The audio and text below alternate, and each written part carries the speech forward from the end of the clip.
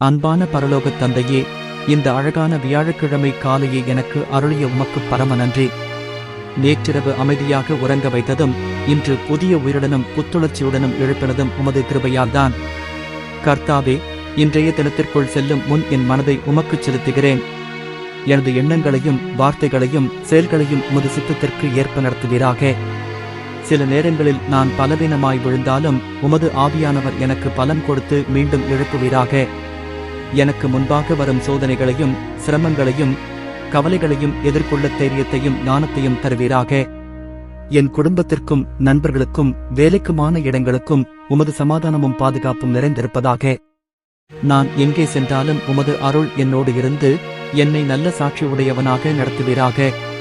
இன்றைய நாளை முழுமையாக உமது கைகளில் ஒப்படைக்கிறேன். இயேசு கிறிஸ்துவின் நாமத்தில் ஜெபிக்கிறேன். ஆமென்.